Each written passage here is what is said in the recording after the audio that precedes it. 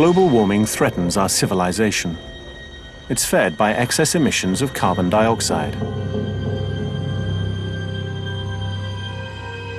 But we're not cutting back on our use of fossil fuels, the source of man-made CO2. Right now, people are using the atmosphere as a sewer. We're just pumping the CO2 up there and not worrying about it.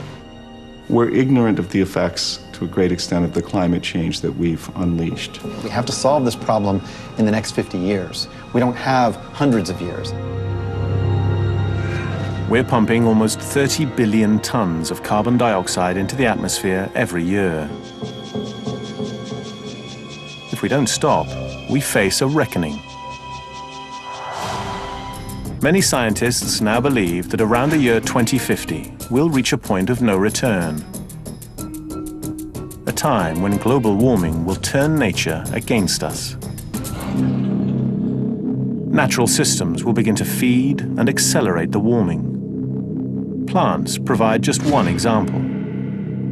As vegetation dies and decays sooner, carbon dioxide released from decomposing plant matter will exceed the amount of CO2 that's absorbed by living trees and plants. As a result, global temperatures will cycle higher and higher. A dramatic rise in temperature threatens the polar ice caps that represent a huge amount of fresh water and would cause sea level rise. And that creates a world where all of our coastal cities are underwater. We've lost all the cultural and historic legacies that are embedded within them. We've cost our economy an amount that's essentially impossible to calculate. The question is, can we end our dependence on fossil fuels in time to avoid the worst effects of global warming? And even if the world is warming up around us, if I have a lump of coal and I need that energy to power my economy, it's in my self-interest to burn that lump of... Our planet's ecosystems are vast and complex. They're made up of many interlocking natural forces. Polar ice caps store fresh water and control sea levels. Ocean currents regulate climate. Climate determines how plants grow, and plants produce the oxygen we need for life.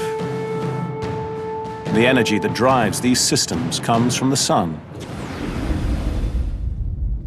Now, too much of the sun's heat is getting trapped by growing amounts of carbon dioxide in the atmosphere. When you start trying to dial the climate, it really does dial the weather, and that dials your life. If you reduce the solar energy by about 2%, then that's enough to take Earth's temperature back to pre-industrial. The excess carbon dioxide in our atmosphere is invisible, but its impact is plain to see.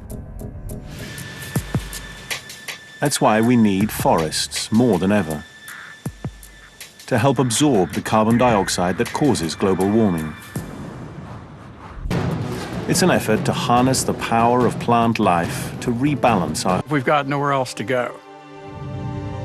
Replanted forests may help lower global temperatures, but forests take decades to grow, and global warming already has a big... Most scientists believe man-made greenhouse gases are causing global climate change. Each day, humans pump excess carbon dioxide into the air by the megaton. But now there's another environmental factor shaping our climate. Rising levels of carbon dioxide. CO2 that will remain in the atmosphere for at least the next 100 years. It's not enough for us to stabilize emissions. We have to radically reduce emissions because every molecule that was put there by my parents, by your parents, by our grandparents, is still there, still affecting the climate. It's ultimately up to us